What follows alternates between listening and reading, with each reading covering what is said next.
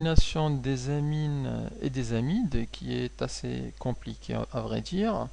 Par contre, elle est de ce que j'appelle les tangents au programme. Donc, elle n'est pas explicitement à connaître.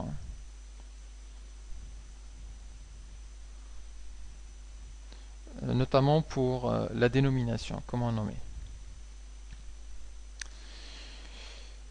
Alors, une fois qu'on a vu ces différents groupes caractéristiques, on peut voir, plutôt d'abord rappeler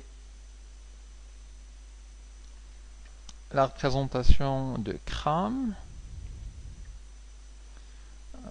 Représentation de Cram. Avant d'attaquer les stéréoisomères.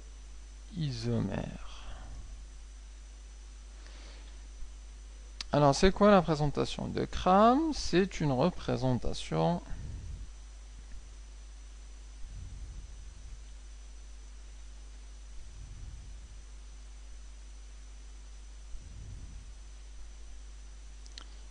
spatiale,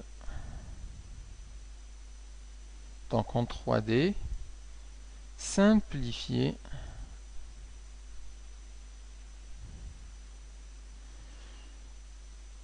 des molécules chimiques.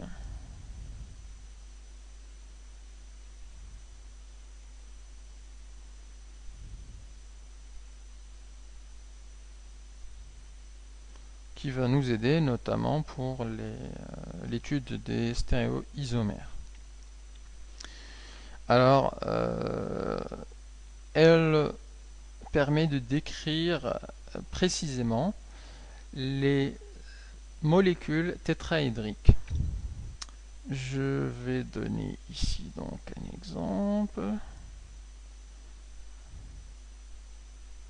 Alors, supposons une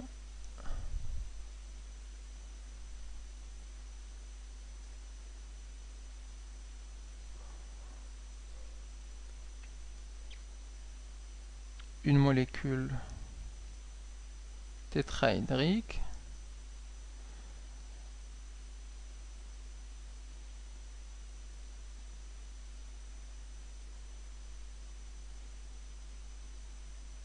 alors sa représentation de Cram serait un peu comme ça. Si je nomme les atomes A, B, C et D, alors il y a bien évidemment un atome au milieu ici qu'on ne représente pas. En général, c'est un carbone.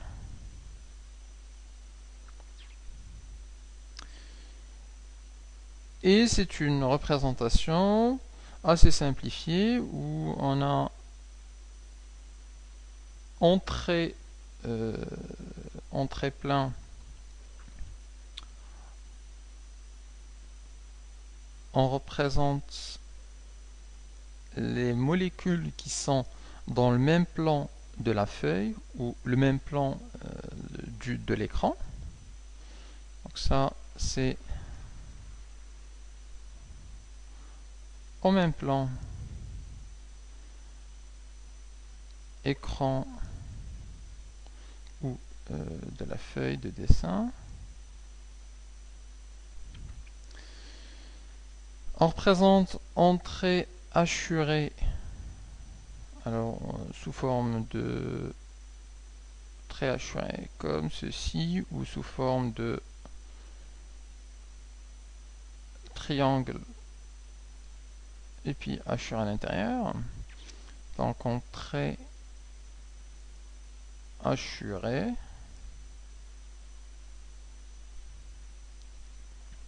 Alors on représente les molécules qui sont derrière le plan.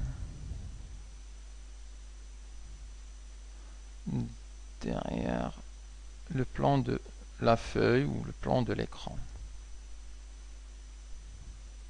C'est-à-dire ici l'atome D, il est derrière, il sort de derrière l'écran. La troisième composante, en fait, c'est quand c'est un triangle plein.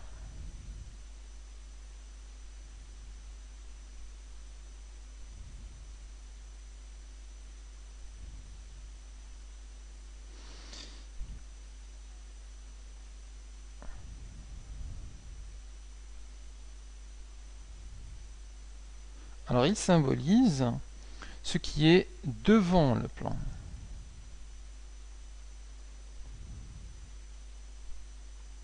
Et donc, en particulier, l'atome C, il sort de l'écran. Il sort vers nous.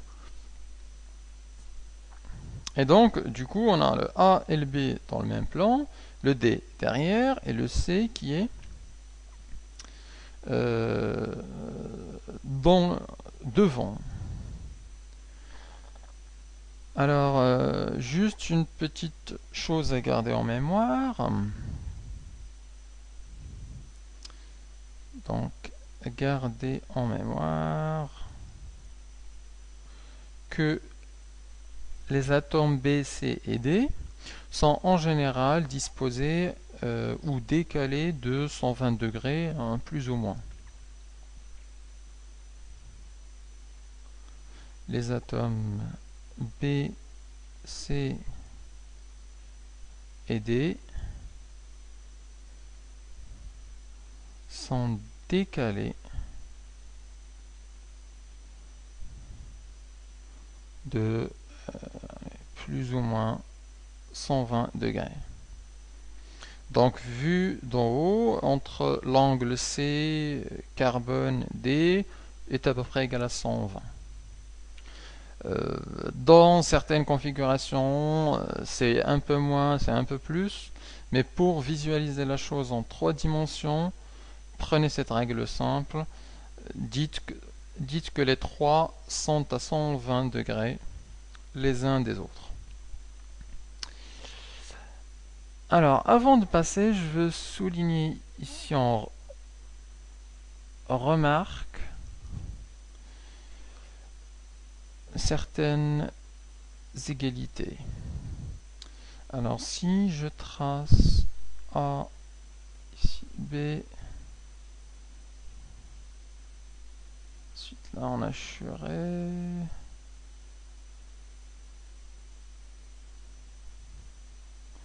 entrée plein C et D, eh bien cette représentation c'est la même que celle-là.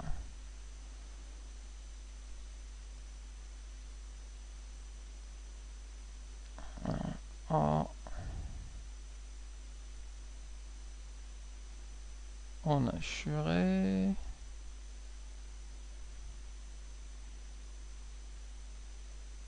en triangle plein.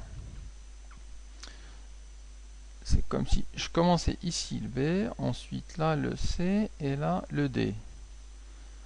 En gros, ce que j'ai fait, c'est que j'ai fait une rotation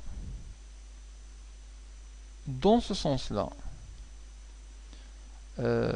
autour de l'axe entre le carbone et l'atome A. Donc j'ai commencé par B, ensuite C, ensuite D. Cette représentation, c'est la même que celle-là. Donc cette molécule est bien cette molécule-là. On peut la représenter en faisant une rotation d'un cran ou de 120 degrés. Le B à la place du C, le C à la place du D, le D à la place du B. Je peux reprendre celle-là et la faire encore tourner de 120 degrés, auquel cas j'aurai la représentation suivante.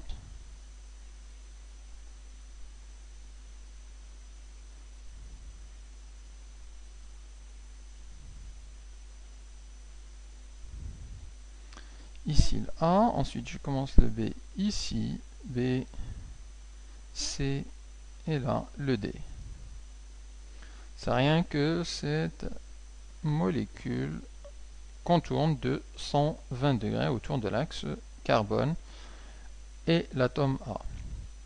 Donc c'est exactement la même chose Et vous pouvez le faire sans commettre d'erreur, en comprenant bien qu'on va dans un sens. On peut les tourner tout à fait dans l'autre sens. Donc dire qu'on commence par B, ensuite D, ensuite C, on tourne ça, B, D, C, ensuite B, D et C. Ça marche aussi. Seulement, il faut que les trois soient tournés dans le même sens. Ok, alors, une fois armé avec ces petits rappels, on peut maintenant attaquer le vif du sujet, donc le sujet qui est la stéréoisomérie.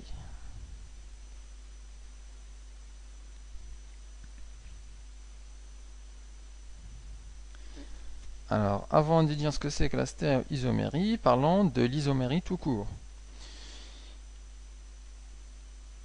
Chose que vous avez vue en première. Alors, la définition, c'est que deux isomères sont deux molécules qui ont la même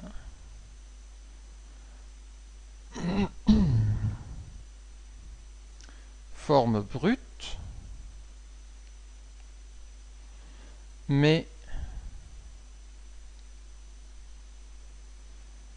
des formules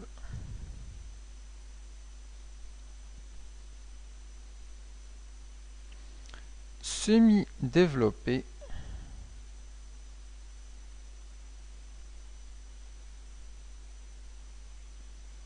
ou des formules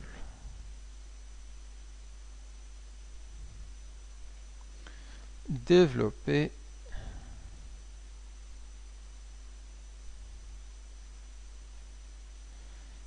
différentes.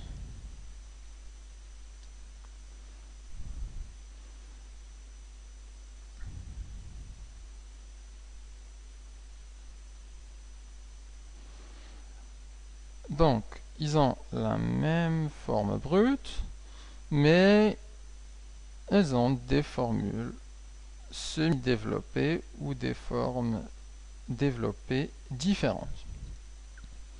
Alors, un exemple.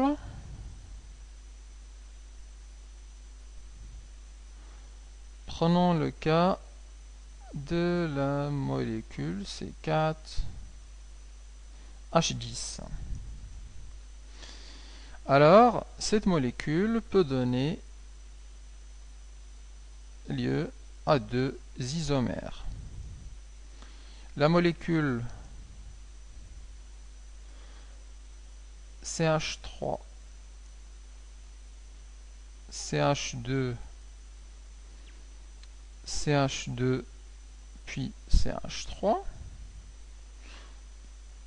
c'est un alcane, c'est en particulier l'alcane, le butane. Ou alors, on a un autre isomère qui est le CH3, CH, CH3 avec une chaîne méthyle ici du CH3. Alors si on compte, ils ont le même nombre de carbone. 1, 2, 3, 4. 4 carbone. 1, 2, 3, 4. Et en hydrogène, 3 plus 2, 5, plus 2, 7, plus 3, 10. Là, 3 plus 1, 4, plus 3, 7, plus 3, 10. Par contre, celui-là, c'est pas un butane, mais c'est un méthyle.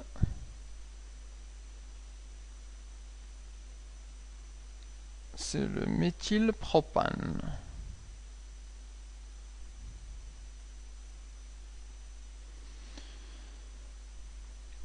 Et donc, le butane et le méthylpropane sont deux isomères correspondant à la forme brute C4H10. Donc ça, c'est les définitions d'isomères qu'on avait vues en première.